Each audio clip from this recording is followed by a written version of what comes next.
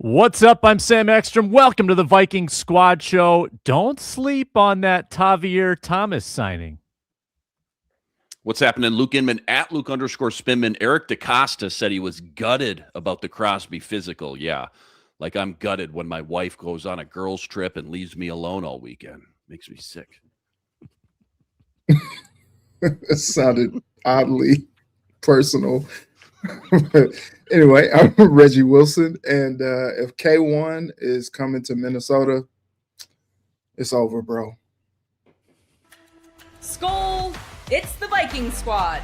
Everything Minnesota Vikings every week. Breaking down all the big hits and game-changing plays from the land of 10,000 lakes, the way only the Locked On Podcast Network can. It's time to gear up. The Viking Squad Show starts now.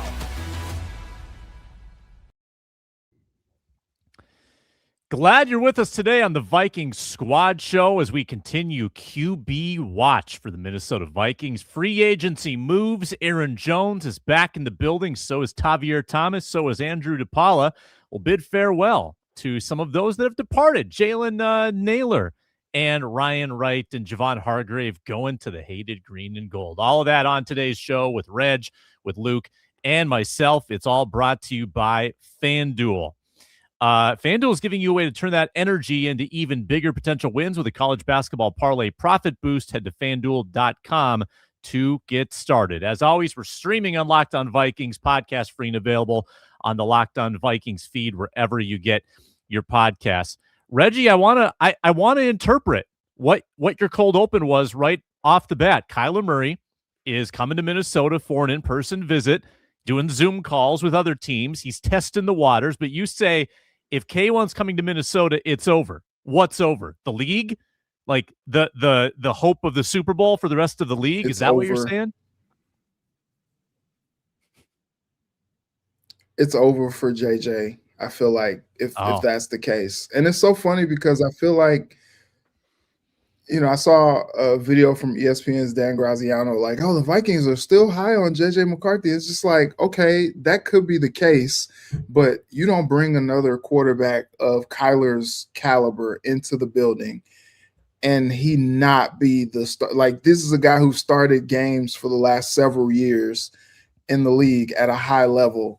And you bring him in and all of a sudden he's cool with just competing with JJ for the starting job. And then you want me to believe that there's a way that JJ beats out Kyler somehow. Like I just don't understand the logic there. They traded up 10 to draft him. And I understand the injury things. I was with some family last night, and we were just kind of recounting the injuries that happened to JJ over the last 2 years, and it is brutal. It is brutal, and I understand that part. But if you say you're committed to a guy and his development, and then you come through and all of a sudden you bring in K1, I just don't know how you then justify keeping JJ / turning to JJ as a starter when you bring someone like Kyler Murray in. I just don't see it. I don't see it. And it's a little bit of a tough situation because, the comments, we say it every week. Well, I say it every week, from Kevin O'Connell, organizations fail young quarterbacks more than young quarterbacks fail organizations. Who's to blame here? Do we say, the circumstances because he had an injury situation that was unfortunate, so we couldn't really see it fully through, or is it a situation where you say, did you guys fail JJ if he's not ready to go and you guys felt the need to bring in a veteran who's also coming off some injury history, who also seems to have a body of work where you see his body not be able to hold up over the course of a full slate of games over a season. So I just don't really know if this is like the slam dunk that a lot of people are saying. Like everybody's like, it just makes so much sense that he goes to Minnesota. I don't really know that the fit is perfect. And I don't really know that this is the slam dunk. I do think that he'll enjoy the atmosphere a little bit better because, the Cardinals getting Fs across the board in those players surveys every year. But I think he'll really enjoy that aspect. And I think the coaching staff is competent enough where he'll enjoy, the system and playing for Kevin O'Connell and all of that good stuff. But it's just, it leaves you to wonder, like, okay, then what does that leave for JJ? I think Louis Riddick was talking about it. He's like, now JJ's running a scout team. There's not enough reps for him to continue to improve in the way and develop in the way that you kind of had him on that trajectory towards. I understand you can't just anoint him day one starter like they did last year and not have a legitimate, plan. But it went from, oh, let's get someone to come in here to compete with him to, oh, man, we're bringing in someone who's pretty clearly probably going to beat him out in camp. Yeah, Inman, are you drinking the Kool-Aid yet? Have you pivoted now that the Geno dream is dead? It's kind of Kyler or Kirk at this point. Are you allowing yourself to buy in to this one-year experiment, $1 million, Kyler Murray, hoping he's healthy? Are you ready to give your heart away to Kyler Murray? I think you have to, because like you just said, what are the other options? We know this organization is not just going to run it back. We know the game plan from the get-go, as soon as the offseason started, was to bring in a veteran. We just didn't think it was going to be a guy like Kyler Murray. So to Reggie's point, like, it is kind of confusing in some aspects when you think of not just 2026, but maybe what 2027 could look like and beyond, as we see them kind of asleep at the wheel a little bit, as we'll get into in free agency and trying to clear out some cap space for 2027 in the future. But I think Reggie kind of hit it with, like, all this, for me anyways, goes back to the fact that not so much JJ McCarthy's play was so bad that they had to make a big splash and go bring in Kyler Murray because he's a lost cause or they've given up on him. I don't think that is the case. I don't think anyone in that building anyways has given up on JJ McCarthy after only 10 starts. Yes, he struggled. He was really bad for stretches, historically bad, in fact. But there was also some stretches where we saw it, where we saw the it factor. Bears game, week 1, Lions game in Detroit, by the way, to Jalen Naylor to ice the game. You did see some flashes why he was a top 10 pick and why KOC believed in him enough to use a top 10 pick when he came out of Michigan. I don't think it's a talent thing, in my opinion. For me, like Reggie kind of touched on, it really just comes back to the durability issues and the fact that we are, entering year 3 now, and he's only got 10 starts under his belt. And after what they went through last year, everybody in that building knows they need some stability in that room. And we didn't think really Kyler necessarily matched up with that sentiment, but they do need a guy that they can count on to not only be on the field, but run an NFL offense week 1. When week 1 rolls around, they want to be competitive right out of the gate. So obviously injuries are a big part of the game. But no one in that building wants to have to put out their quarterback 3, an undrafted rookie, on a Christmas Day Netflix game ever again. No offense to Max Brosmer, but the fans don't want that. The players, the coaches, the Wilfs don't want that. Nobody wants that scenario again. And I think JJ's durability issues kind of changed the entire blueprint or the plan of what they thought this whole thing was going to look like. I mean, he was healthy in college and even going back to high school, never missed any big stretches, no big red flags or anything to worry about, at least on that front. But so far, since he's been here, he's either been on the IR or, you wake up Monday or Tuesday morning knowing he's going to be on the injury report all week. So everybody knew they needed to hedge that bet, so to speak. They needed to bring in a veteran to come in and offer some more stability. And even though, again, Kyler Murray and stability and consistency aren't things that necessarily match up on paper. So he was never the first choice or the perfect choice. But, when you look at all the options out there and you weigh all the pros and cons at this point, it's kind of like beggars can't be choosers, right? I mean, when you talk about just pure bang for the buck talent and then, cap space and cost ratio, like, that includes, giving up draft picks for somebody like Mac Jones.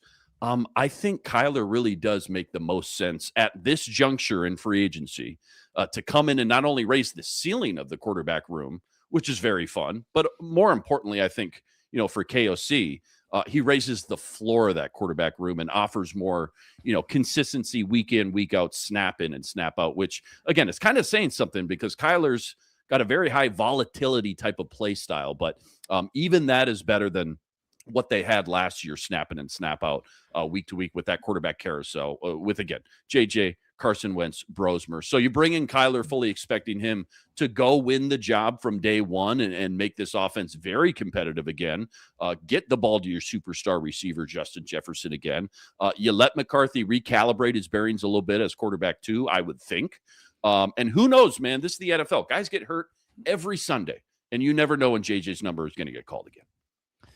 Yeah, if the Vikings can't seal the deal today with Kyler, it's the biggest fumble since Adrian Peterson in the 2009 NFC Championship game. Because Kyler would basically be saying, I would rather be a backup somewhere else for the same money. This is not a money negotiation. Like, this is one of those interesting situations where you legitimately have to have the best pitch. You've got to have the best situation. And the Vikings think they have that.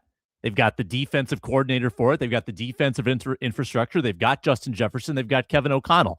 If they fumble this with Kyler Murray and he says, I'd rather go to the Jets and set myself up to take over for Geno, or I'd rather go to fill in the blank. I'd rather go be the backup to Stafford just to touch the garment of Sean McVay and have a chance to take over for Stafford after next year.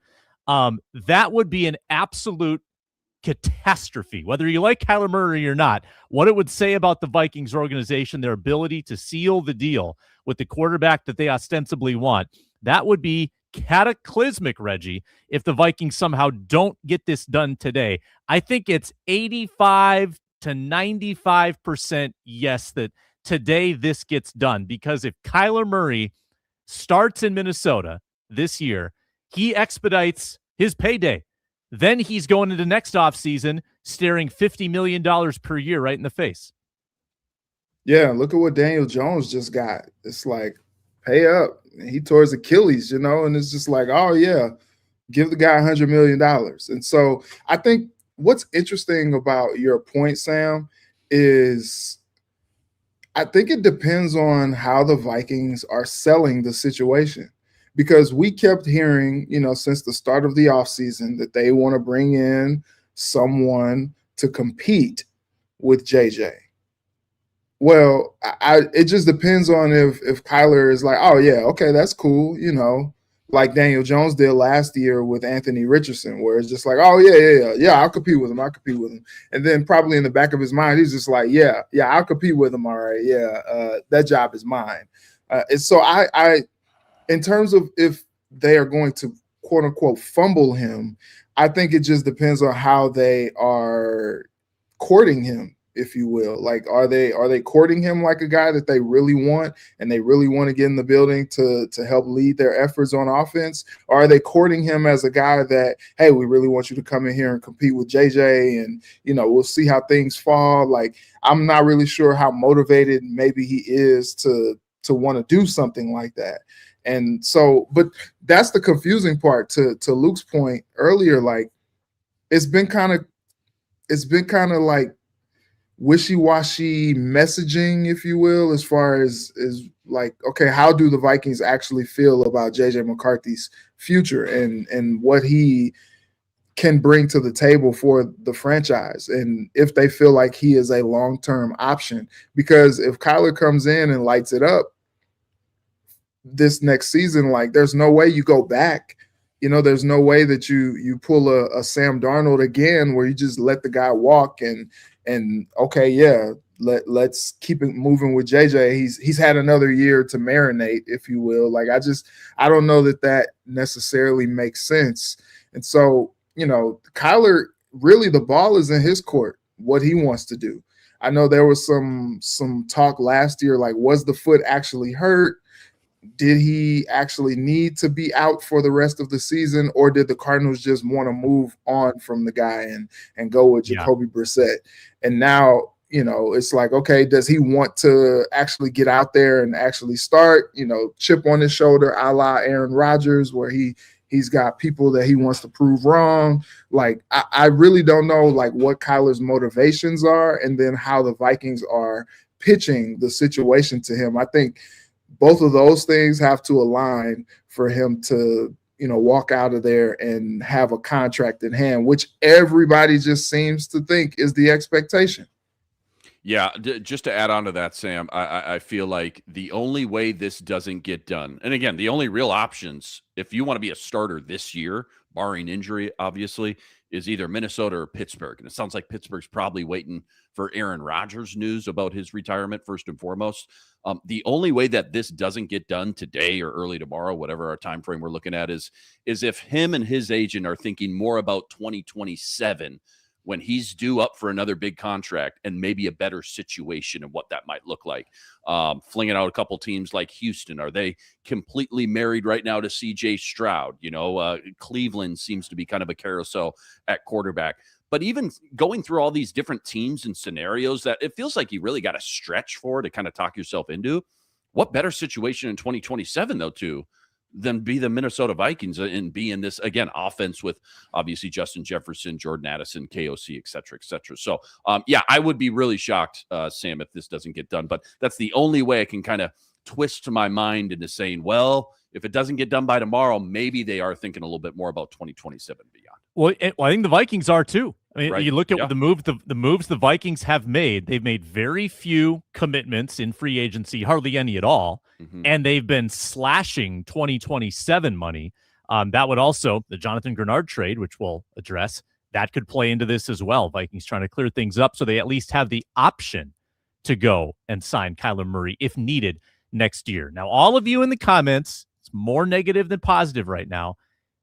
I'm just gonna tell you, all you will need to buy into Kyler Murray and fall in love with him, all you will need to see is a nice picture of 10-year-old Kyler Murray in a Vikings jersey because he grew up a Vikings fan. Once you see that, once you see him in a Dante Culpepper jersey, it's over. Then we're bought in. Luke, because we love when people love our team. That's all it will take is the first broadcast, Sunday Night Football. Mike Tirico's like, and here's Kyler Murray when he was 10 years old, grew up a Vikings fan. He loved Randy Moss and Dante. That's going to be the kicker that will swing the whole thing. I'm convinced of this. Well, why stop there, Sam? Pretty sure I saw a young teenage Joe Burrow in a Randy Moss champion jersey. So if that's the case, if that's the angle we're taking, maybe Joe Burrow would be happy to maybe come to Minnesota as well. Yeah, and people are totally buying into what I'm saying here. All right, when we come back, Aaron Jones is staying. That's a surprise. We address that next on the Squad Show.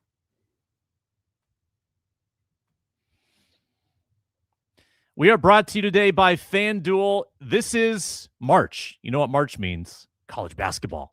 Big games, tight spreads, momentum swings. You got basketball from late morning until late night. It's all day, every day this time of year. There's always action on the board. FanDuel is giving you a way to turn that energy into even bigger potential wins with a college basketball parlay profit boost. Build any college hoops parlay you want. Whether it's rivalry games, you got the 8-9 matchups, the 5-12s are always sneaky. You got big conference tournament championships coming up. Whatever, fits the bill. You can mix the spreads, the totals, the player props, and, see how the slate shapes up. And then you can apply the profit boost to the ticket that you really feel good about and bump up that potential payout. So go bold, go safe, whatever you feel. Ride with the team you've been following all season. It's your parlay, your style. Now with more upside behind it. Head to FanDuel.com to get started. FanDuel.com. FanDuel, play your game.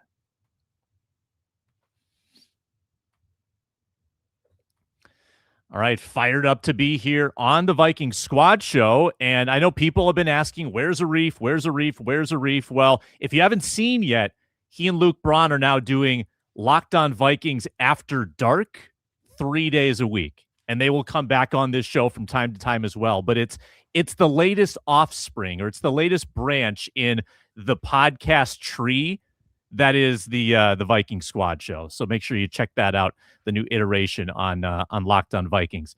So this was kind of big news yesterday. Aaron Jones is staying. with the Minnesota Vikings. The rumors were he was up for trade. He was going to be cut. He lowers the base salary from $9 million to $5.5 million. So we're guessing about $3.5 million in savings, and he is back for a third year with Jordan Mason. We watched a lot of the top running backs, Reggie, go off the board. I know you had talked about Kenneth Walker, goes to the Chiefs. Talked about ETN, goes to the Saints. We talked about Breece Hall, back to the Jets. All of the dominoes fell, not the Vikings' way, and I think this is a good resolution. It's a money saver. It's 1 year, and you still have Jordan Mason in the mix. Never hated the two-headed monster. Thought it was a little bit of a luxury, but now that you have the savings, I still have the same concerns. I still have the same concerns about Aaron Jones' health, about his ability to stay upright for a full season. But as long as you have Jordan Mason in the mix, maybe you add a rookie in the draft, I'm great with this setup. Yeah, I think you definitely need to add a guy. I think, you enjoy Xavier Scott, and they're bringing him back, and, he does some things that you like. But I think, as we talked about, they still need that home run hitter guy, like a guy that you can give the ball to. He makes a quick jump cut and hit the hole and take it 80 yards, a la Dalvin Cook in his prime. And so I think that's what you're missing. So when you think about Aaron Jones coming back, and you think about the two-headed monster of Jordan Mason, neither guy is like a burner at this point. And so I think that's something that you're like, okay, you get another year older in Aaron Jones, and I don't know that you think that, oh, yeah, he's going to be improved from last year. Hopefully he stays healthier than last year. But I think, too, it just came to a point where you're like, okay, Aaron Jones, what is your market going to be? Now you're talking about your third team in 4 years, and you're like, okay, well, do I just take a pay cut and come back, to a place that I really enjoy and a place that enjoys me and will have me, or do I test it on the open market where I may not even get what I signed back with Minnesota for? And so I think that's an interesting deal. I think he'll be motivated, considering, this is kind of one of those prove it type deals. And Aaron Jones has been very, very outspoken on the importance of running backs in the NFL. And so I think he'll have a point that he wants to prove that he still can get it done. But I just do think that, now probably more than ever, at some point in the draft, at maybe one of those premium positions, you have to kind of address the running back of the future and somebody who's going to be able to come in there and really, may not be a 3-down back that you need right away, but a guy that, you look around you even look around the North, you got Josh Jacobs in Green Bay, you got Jahmyr Gibbs in Detroit, and, in Chicago, you like what you see, that Swift can hit the holes and he can get it done. He's a solid back, but they added Monangai, and he's a pretty explosive back as well. I think you kind of have to want to be explosive there as well. The more playmakers you can get on offense, the better for whoever's playing quarterback. And I think you want to complement Mason and Jones well. Yeah, just to add on real quick. I mean, we talked about losing Jones last week, and I sat on here, and said, on paper, makes all the sense in the world. I get it. You save the cap space. You go draft a guy, you sign a younger veteran, whatever route you want to go. But from a human element standpoint, it was going to sting a little bit, just because he was such a leader, such a team captain in that locker room. We brought such a spark to the team, it felt like, on and off the field. And that stuff is not easy to replicate. So now you fast forward, you get to bring him back on a cheaper salary. I think you said, Sam, you pay him about $5-ish million, which you're going to have to spend that kind of money on a veteran free agent anyways, maybe even more. And even though they still should and probably will draft a guy at some point, this gives you a longer runway, a little bit longer leash.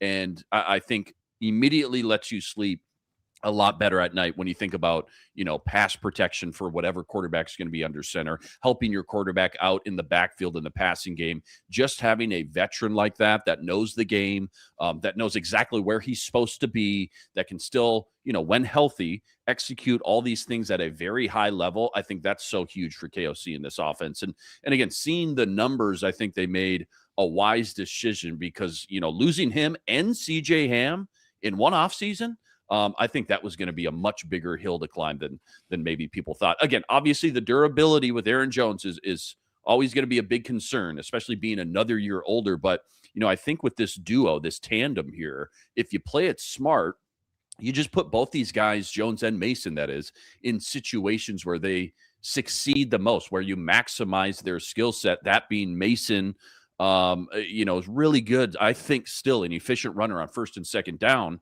That's where he's at his best. And you keep Aaron Jones to a, 9 to 10 to 12 touch a game kind of guy, specifically on third down where he can still thrive. You add a rookie into that mix. And I think, now we're cooking a little bit with both 2026, but the future as well.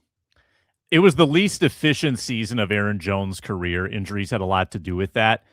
I'm considering making Jordan Mason my RB1 and then sprinkling in Aaron Jones early in the year to keep him fresh.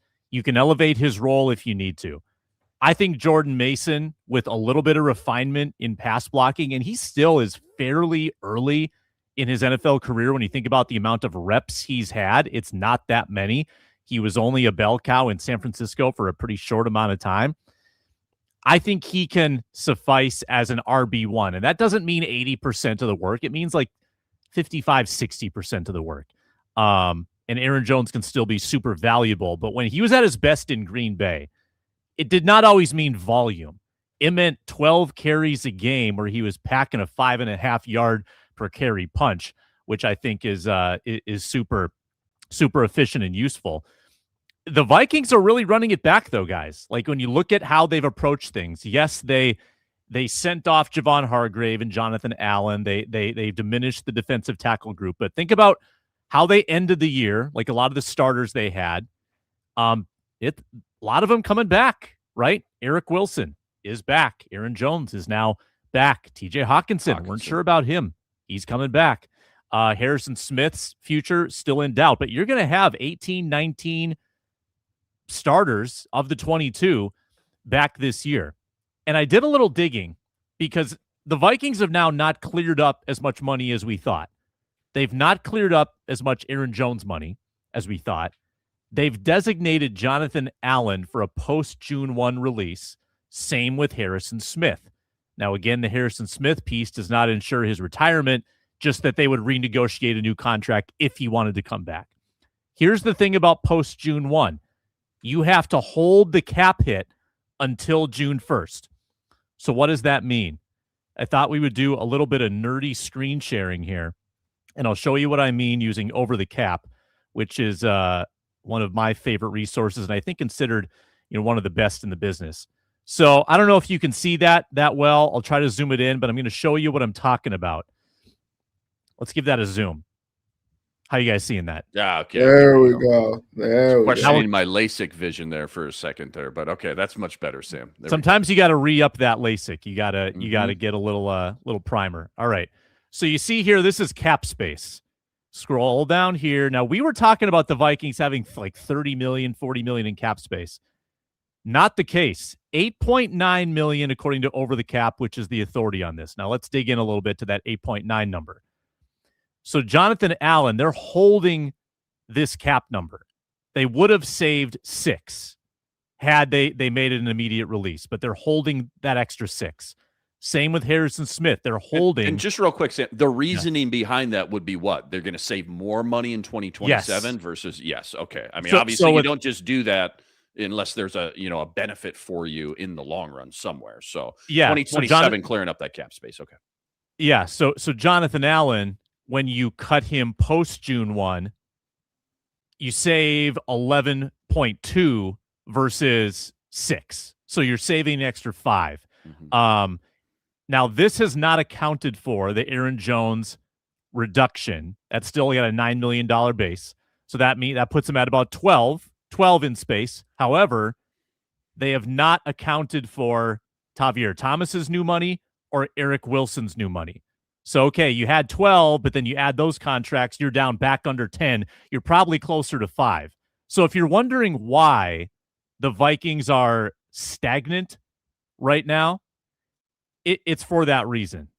It's because, I'm sorry, Now we're all there. We go. All screwed up. You got to get your LASIK revamped there too.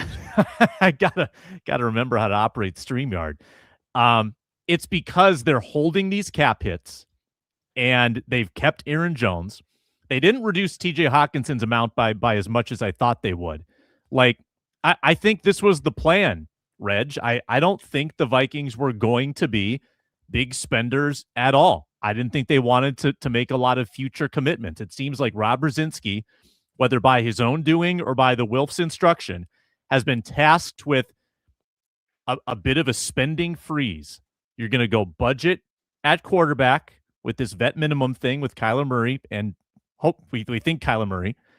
You're going to make some modest signings, bring back your own guys, couple restructures, and their big signing right now is James Pierre, right? The cornerback from Pittsburgh to be your CB3. This seems to be like this was the plan all along, a very quiet free agency. Yeah, and I'm glad you brought that up because I was thinking about that when I saw a tweet from our guy Alec Lewis this morning from yesterday where he said, just a quick thought on the Vikings process the last couple of weeks. It's been a prudent approach. They haven't paid premiums to non-premium players, and they've been operating on their terms in the sense of how much they're paying players, not hamstringing for 27 or beyond. And I think that's a really important piece there, because when you think about all the money that they paid last year, and then the players that they paid last year who are now not a part of the team, thinking about Hargrave, who's already gone in division to the Packers, and Allen now is not there as well. And now you look at the team, and they brought back guys who were productive for them, whether it was last year or in years prior, and make commitments to those guys. But they weren't like tremendous commitments. Like the Eric Wilson deal was a solid deal, for a guy who had the production last year. I thought that was a great deal for both sides, really. And so you look at that, and then you spend all that money last year, and you're just like, What's interesting though is you run it back, and they did go on that win streak to end the season. And so maybe you're like, okay, we built something that, maybe we can carry over to next year if we just tweak a few things. But I think sometimes it's hard to sell to a fan base, how committed you are to winning when you do just run it back like that, because you're just like, okay, yeah, didn't get it done last year, didn't make the playoffs last year.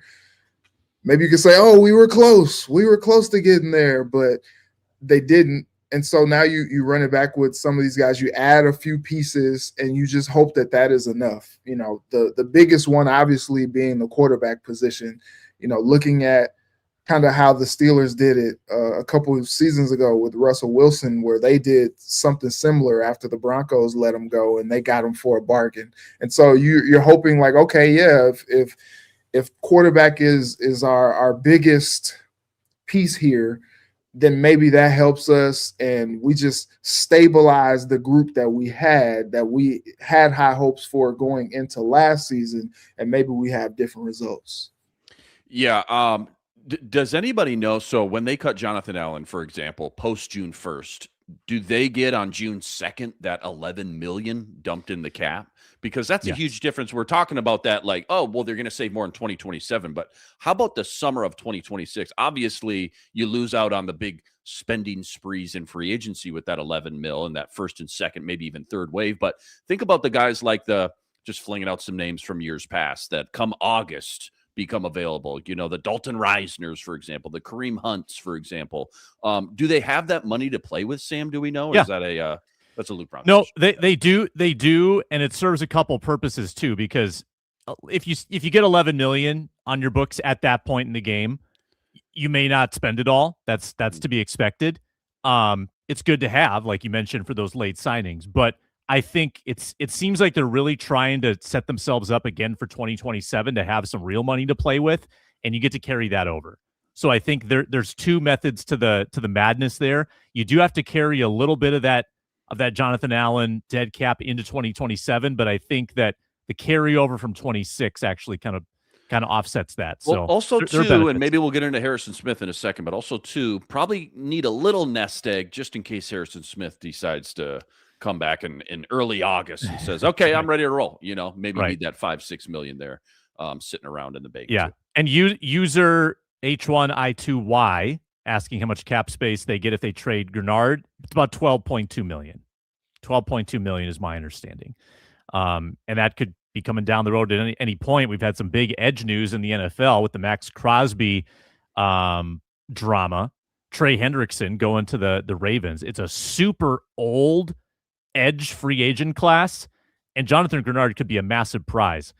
I also want to tell you why you shouldn't sleep on the Tavierre Thomas re-signing. That's next. We're presented today by TurboTax. It's tax time. But for a lot of us, the old way of doing taxes is a lot. Trying to book an appointment that's not the most convenient, sitting in a waiting room with a stack of papers, emailing back and forth and wondering if they really get your situation. But this year, you're getting a major upgrade. Intuit TurboTax now has in-person locations nationwide. You can meet face-to-face with a real tax expert, and your documents get uploaded straight to your TurboTax app on the spot. And just like that, you're done. Your TurboTax expert works to get you every dollar you deserve, while you get real-time notifications as you go about your day. It's the relief of walking in and meeting a real person and walking out knowing your taxes are being handled right. Head to turbotax.com/local to find a store near you and book your appointment.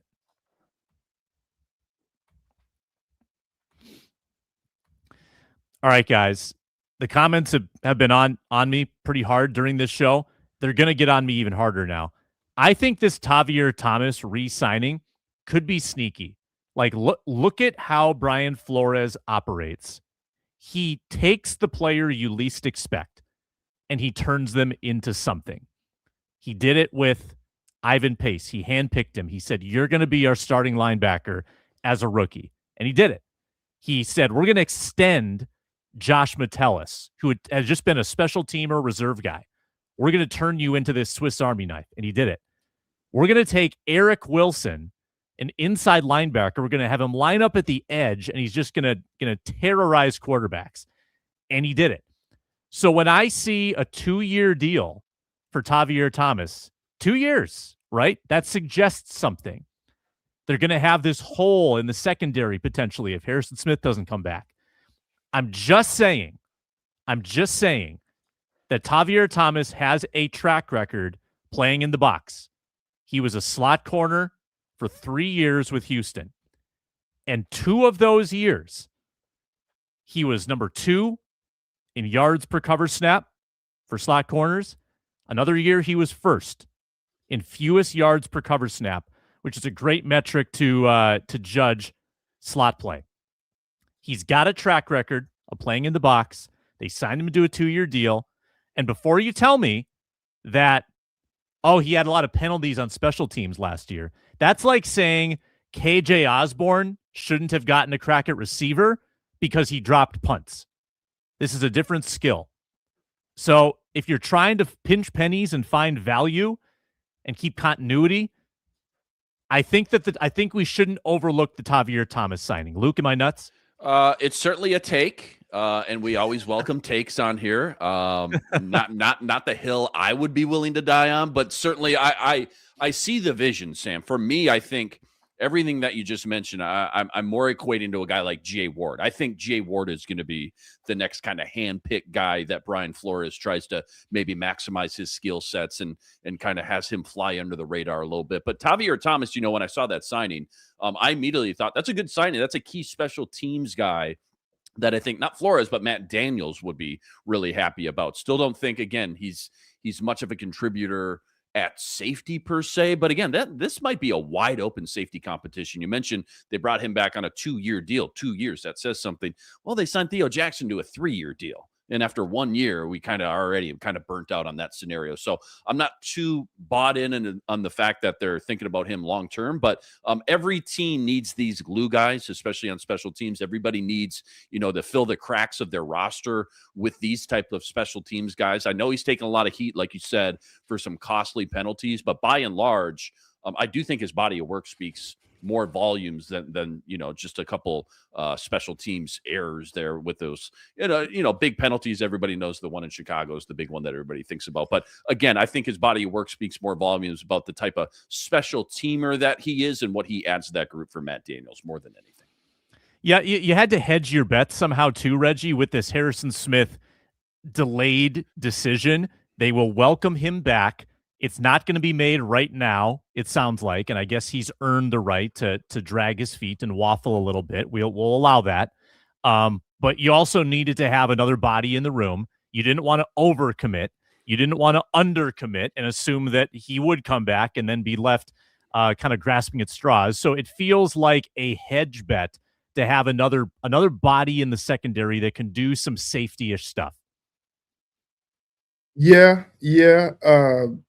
But I don't know that I've seen enough tape on just the defensive side to say and know that Tavierre Thomas will be the guy that kind of takes over. I think, you would then kind of look at the draft, and Tavierre would definitely provide some depth and be able to compete for time on the field. But I think the attention then turns to the draft and, who could be the heir apparent to Harry. But I still, as I always say, I'm still never convinced that Harry is going to hang it up. Like I thought I was convinced like a couple seasons ago, and he just keeps coming back, and he keeps playing at a high enough level to do exactly what Brian Flores needs him to do on that defensive end. He had a couple picks last year as well. So like, you think about Harry's contributions and you don't necessarily know that it's done, and they're giving him the time and the space, which I can appreciate and I respect.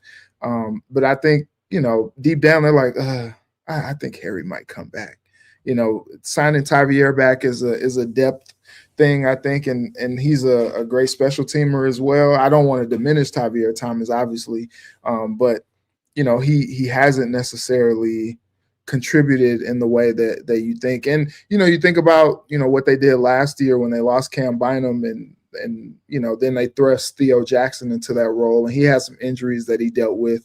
And so that didn't necessarily go maybe how they wanted it to go. But I just don't know that is where they turn. I think you think draft, you think heir apparent.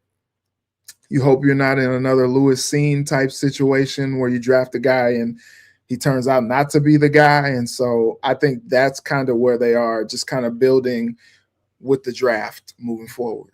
I like being on islands all by myself. I embrace it. I will plant my flag on Tavierre Thomas Island, and I will live there, and I will be happy. Tuck your own self in. I will be Castaway 2. I will befriend a volleyball. I will grow a big beard. I will build a tent out of palm fronds, and I will live here happily. And you'll be screaming, Russell Wilson! Reg, I don't know if you were around back then, but Sam did die on the Russell Wilson Hill maybe a year or two ago. So it all adds up. We're connecting the dots. It makes sense. Yeah. I was there too. Totally, I was on the Russ train. Mm-hmm. That was the year when he actually did some stuff for Pittsburgh. Not last year. It was 2 years ago. Mm-hmm. I have a game for you. So the Vikings lose. Ryan Wright was not on my radar. I assumed that we would get the DePaula and Wright announcement kind of simultaneously, and we did not. Ryan Wright goes to New Orleans for 4 years, $14 million. So he is the 5th highest paid punter in the league, average annual value. Can either of you name any of the 4 punters that are paid more than Ryan Wright? Chat, feel free to chime in. I'm really just trying to go on recall here. I'm going through the teams right now here. Do I even know 5 punters? If I gave you the teams, would it matter? Would it matter if I gave you the teams? It might not. Okay, go ahead. Really go ahead. Okay, the teams. This is the number 1 paid punter in football. He plays for the Giants. Number 2 is the Seahawks. He's got a big beard. Seahawks. Long hair, big beard. Okay. Jaguars, Raiders are the 4 teams. Giants, Seahawks, Jaguars, Raiders. One of them is Australian, I'm pretty sure. At least one of them is Australian. Is one of them Tommy Townsend? No. No. No. At least you got a guess off. Down the list. At least you said a real name. Morstead. I hear Morstead in the chat. Angerer? I don't know. Nope, incorrect. Are you shut out, Inman? You want to regurgitate up one I'm guess? not even going to embarrass myself. No. The Seahawks guy is Michael Dixon, who Texas? I was going to say that. I think that might have Let's been do the it one over. I could have pulled out if I had been in your spot. The other three, Jordan Stout is Nope. the top paid punter in the NFL. Logan Cook is Jaguars number 3. Okay. AJ Cole number 4 with the Raiders. Yeah, you would have been able to do the Charles Barkley, who he played for with me, and I wouldn't have. Nope. Yeah, interesting.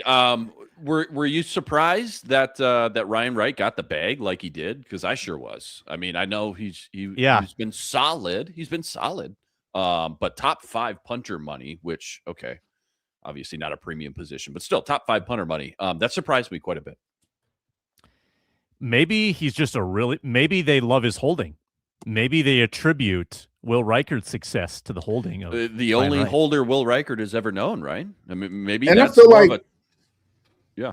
Yeah, and I feel like Ryan Wright got stronger as the season went along. I feel like there were times where Ryan Wright would punt, and I'd be like, "Oh my goodness, what was that?"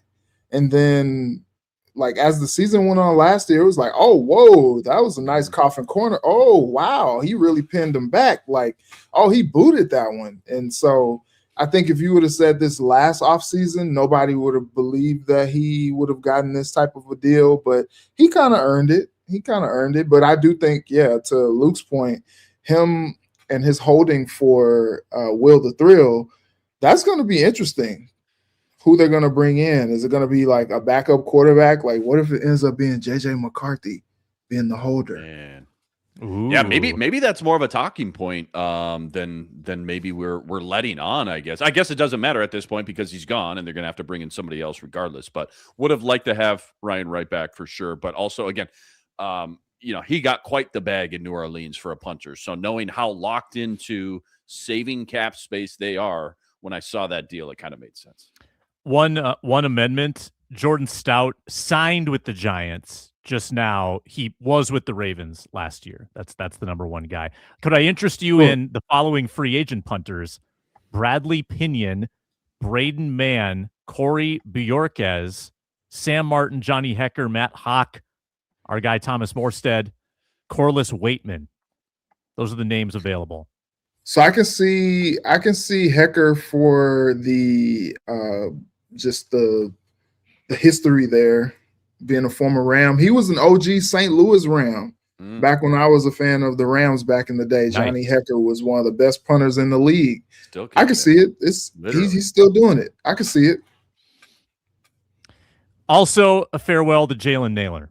Gets almost $12 million per year. He and 28 other people apparently signed with the Raiders. The Raiders just threw the bag at everybody, and they also get Max Crosby back. R.I.P. the Kwesi's 2022 draft. R.I.P. I mean, his first draft, 2022, he had 10 picks. They go 1 for 10.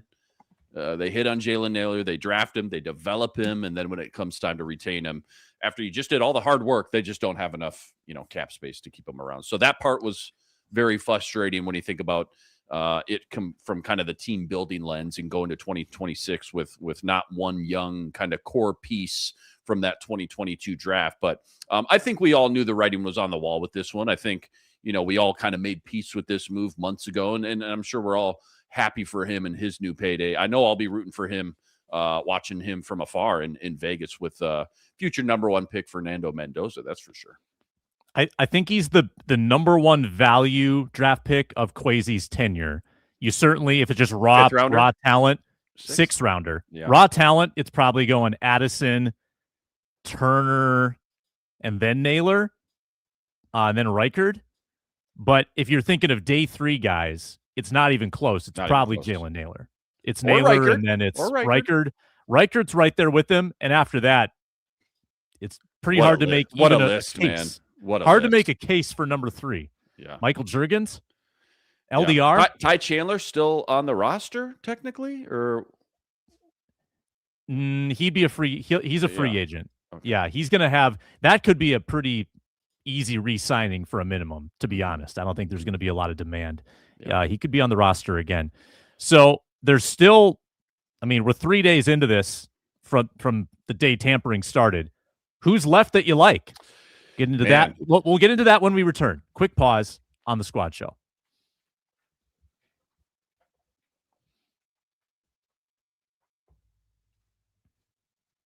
All right, back on the Vikings Squad Show. Video, Locked On Vikings. Audio, Locked On Vikings podcast feed. Inman, you were about to speak up with a name that will change our lives forever.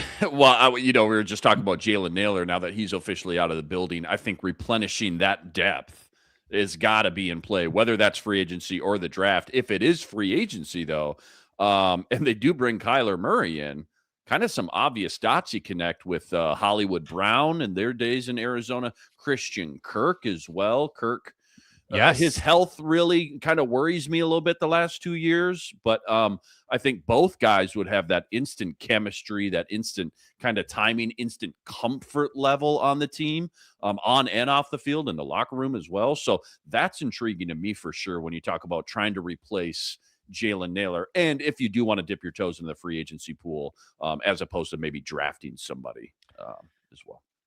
I would like the early Jacksonville Christian Kirk, not the Houston Christian Kirk. Can we make sure that's the Kirk that we're getting? That's a name I had written down. I like it. I've also written down, and Reggie, you can chime in. I like DJ Reader, cheap, nose, tackle type, big, run stuffer. I'm assuming he's affordable. Arnold, if you're looking to get another edge, and this makes sense in a Greenard trade scenario, Arnold Ebiketie, 27, high upside, needs a shot to increase his role. He was good with Atlanta in more of a rotation. Arnold Ebiketie, still available. And if you want to fill the Ryan Kelly void, what about 34-year-old Graham Glasgow for a year? A bridge center. Those are my candidates. Michigan boy. Get that Michigan to Michigan connection going on. Yeah, honestly, I'm glad you brought up Graham Glasgow because it feels like when we think about these free agents, there's just no centers out there. But Glasgow, obviously a long resume, knows what he's doing. Maybe a little tepid going from Ryan Kelly, an older, long in the tooth injury history concerns, and then having the experience we did with him last year, going to another kind of mold like that at center. But I'm glad you mentioned him for sure. He's been on my radar, definitely. I was thinking about cornerback. Do they take another low risk, high reward type of swing on a Jeff Okudah type of dude and bring in Trevon Diggs? Because he hasn't been healthy in like 2.5 years now, but when he was, total ball magnet, big play machine for the Cowboys. Remember that. I'm sure you're talking about a cheap kind of 1 year prove it deal, but they still need some more warm bodies back there at cornerback. And I think anytime you're talking about a guy with, such high talent and athleticism when healthy in a Brian Flores scheme, that's always a little intriguing to me for sure as well. Reg, who do you like? No, Luke, they got enough bodies in the cornerback room now. Okay. It's it's always, they always keep at least 2 or 3, and that's it. That's it. They're done. So they got a surplus. Calm down. They can't even fill a signed minivan. One. That's it. They signed one. Okay, so yeah, just calm down, bro. It's over. Actually, though, Sam, I kind of pick up what you're putting down. I just have a couple other players for some of those same positions. Why not bring back Dalvin Tomlinson? And I looked it up. Like, this dude has played 16, 17 games every season for the last 4, 5, 6 years. Like, he's been durable. They sent him to Alcatraz in Arizona where he was playing, that doesn't work out usually for anyone. And so he gets cut and now he's available. Bring him back. They have some openings, you would think, with Allen gone, with Hargrave gone. They need some warm bodies. They need veterans. a guy who could probably come in and acclimate to the defense that Flo is running, and a guy who I think could still be a disruptor on the inside. Very big body, a la DJ Reader, as you brought up, Sam. And then also, and this is just totally just, why not? How about taking a flyer on Deebo Samuel?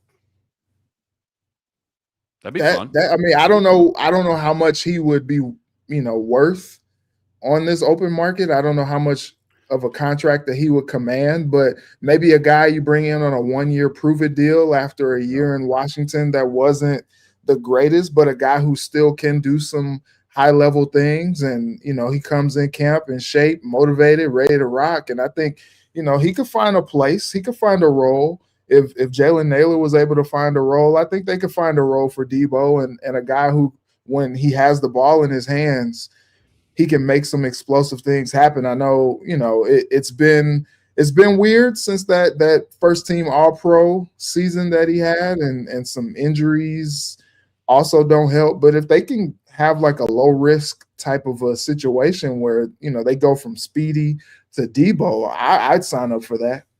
Hey, was he a one and done in Washington, or was that 2 years in Washington that he spent? Was it just 1 year that he had? That was one. That was just a one and done already, huh? Yeah, he's only 30 years old. I know, again, in his prime, we all remember that playoff San Francisco run when they were using him as a tailback more than anything. He was an absolute dude. So if he's healthy and the medicals check out, or maybe he's looking for a little bit of motivation again to try to reclaim his kind of spot as one of the top receivers in the league. Yeah, he would be a lot of fun. Don't know how much money we're talking, but certainly talent-wise, yeah, sign me up for sure. I got one safety here too. I know you, Sam, you think safety's all, etched in stone, Sharpie, Tavierre Thomas in there in that safety 3 spot. But Geno Stone, surprised he hasn't signed with anybody yet. Safety market, though, kind of weird the last couple of years. Obviously, again, I think they still need at least one more body back there and bring in some competition, unless they think Harry's coming back. But Geno Stone, man, I remember him coming out of Iowa. I remember scouting him. He's smart. He's got a lot of games under his belt. Been very durable the past 2 seasons. He's played in every game the past 2 years. 14 career picks, 7 picks in 2023 with Baltimore. So for a guy now in this kind of second, almost even third wave of free agency, he should be a bargain for what you're getting anyways. Flores likes guys who know what they're doing, I guess, and can handle kind of a full load on their plate mentally with everything that's asked from them back there. So Geno Stone, I think, makes a lot of sense as well. Yeah, he's only 26, turning 27 soon. He was part of that rancid Cincinnati defense, and I think that safeties can get hung out to dry. Like, there's some scheme stuff that plays into it. The PFF grades aren't great. I wouldn't with safeties. I'm pretty cautious of that. Like, if you think that there's a scheme fit, and the Vikings use their safeties so uniquely. Yep. I think that if you like the tools they have, and they've shown it before, like his time in Baltimore was much better than Cincinnati. Based on his age, I would be willing to take that flyer as well. So that's a good name to watch. Before the show's over, I did want thoughts on the Jonathan Greenard to Philadelphia rumor. Now, Philadelphia had their edge group a bit gutted. They lose Jalen Phillips, Josh Uche, Azeez Ojulari gone as well. They're in need of an edge. Could you stomach giving Jonathan Greenard to Philadelphia for the right return? They've got, for the record, an extra third and an extra fourth this year. So, without going on a long tangent, because we've already talked about this and sounding too redundant, I'm all for shedding cap space where it makes sense, trimming the fat, so to speak. Okay, that's one thing. If you're trying to tell me or sell me on the idea of trading arguably your best defensive player, a guy who, again, remember, before he got hurt last year, 8 weeks into the season, led the entire league, led the NFL in quarterback pressures over guys like Myles Garrett and Nick Bosa. If you're going to shop him because you don't want to spend the extra $5, $6, $7 million that he's probably worth, by the way, according to other market values that we've seen for that position, then one, to Reggie's point, those conversations better start at a first-round pick. Otherwise, I'm hanging up the phone. But two, you better be prepared for some backlash, I think, from the fan base, because I think it sends a really weird mixed message that on one hand, we're saying we're a quarterback away. We're going to go bring in Kyler Murray and the ceiling he brings to the team. But on the other hand, we're also in this semi-rebuild mode, and we're trying to shed contracts and save some cash and load up for 2027. That is just such a hard pill for me to swallow. I think it's confusing. I think it's hard to get on board with. And I think that the overarching message or theme or blueprint for 2026 is just kind of, what are we doing here? Like what's the game plan? If it's a rebuild, call a spade, clear house, sign somebody like a Joe Flacco to compete with JJ McCarthy. But if you're telling us you think this is a deep playoff football team, just like we were told in 2025, then why in the world are we trading our best defensive player for a day 2 pick and some change? So that's my 2 cents on it. First rounder at minimum. Otherwise, just a very confusing message, I think, from the front office and the ownership. Yeah, I'm with you 100%. I'm with you. Yeah, you're not getting any better on defense losing a guy like Jonathan Greenard. And I know his numbers were down last season, and then he had the injury to end his season, and that's tough. And I think that, to your point, Luke, I think that might be what is tough about maybe asking for a first in return because of what you saw that he produced last season. But how this feels to me is a guy who rehabs his injury, comes back, gets traded to somewhere like a Philly, and then has double-digit sacks. And everybody in Minnesota is just like, oh, my gosh, why would the Vikings do that?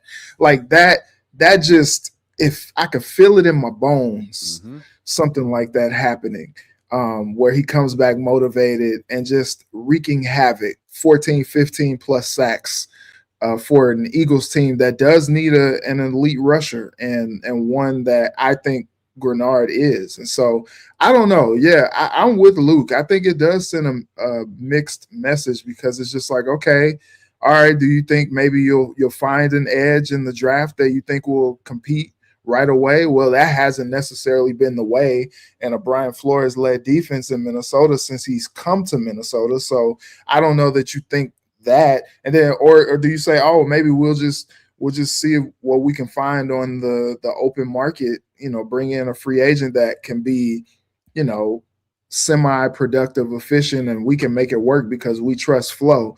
Like, I don't really know what the message is if you ship Greenard out of there, but I do think that the whispers have become just all out, loud conversations about that very topic. And it kind of seems like a foregone conclusion that they are probably going to make a move and ship Greenard out, which, like I said, I don't really understand because I don't think that defense is better losing a player like Greenard. We talk about all the sacks that he whiffed on. Imagine if he got home and actually got the QB down on the ground for some of those sacks that he whiffed on. Like, you're talking about another elite season from this guy, and you're just going to give him away for a day 2 pick? Like, that's not the return for a guy that I feel is a double-digit sack guy when he's playing his best.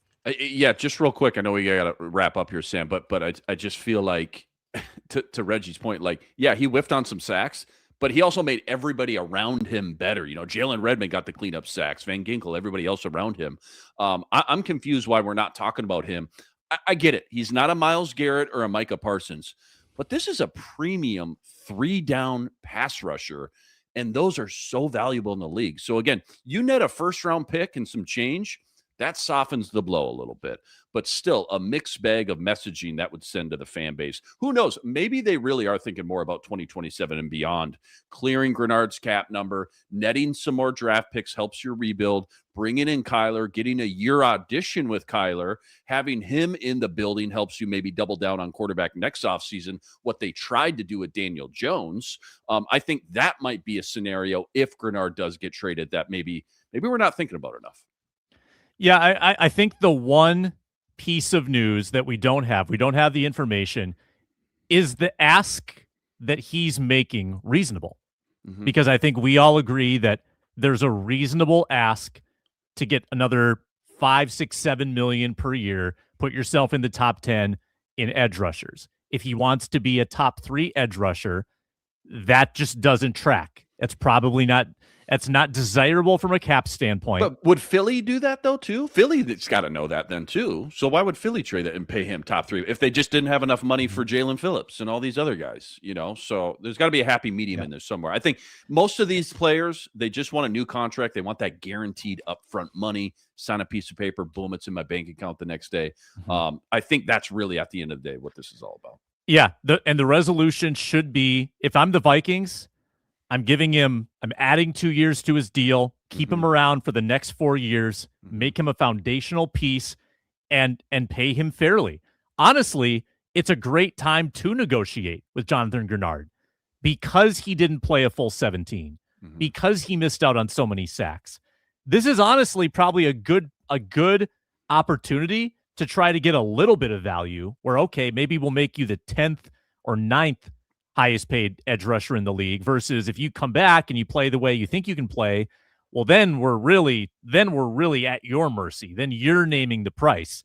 Whereas the Vikings might have a little bit of leverage and maybe the trade rumors are all part of a very intense negotiation. One more element real quick. How do they feel about Dallas Turner? Because it's not going to be long until they're going to have to pay Dallas Turner as well, whether that's picking up a 5th-year option or just maybe extending him too. So, paying somebody like Jonathan Greenard all that money for 2027 and beyond, re-upping a guy like Dallas Turner, and then also Van Ginkel's making a nice chunk of change as well. What a great luxury to have 3 really good pass rushers for sure, but is that in their long-term plans as well? This is, when you use first-round picks on a position, you got to keep in the back of your mind that we're not going to be able to keep all these guys for the future. We're going to have to hit on this pick, develop them, and then pay that guy, which is what was so frustrating about losing Jalen Naylor. But, I wonder how they feel about Dallas Turner and his kind of prospects as far as being a true full-time guy, a 3-down starter, filling the shoes for Jonathan Greenard. Eagles pick 23rd, by the way. If you got a first-round pick out of it, 23rd and 18th would be your 2 picks if you got that this year. Squad Show back next week, Monday and Thursday. Thank you, Reggie. Thank you, Luke. I'm Sam Ekstrom. Appreciate everybody who watched live today, the commenters, and thanks for subscribing as well on Locked On Vikings. We'd appreciate that, and we'll talk to you next week on the Viking Squad Show.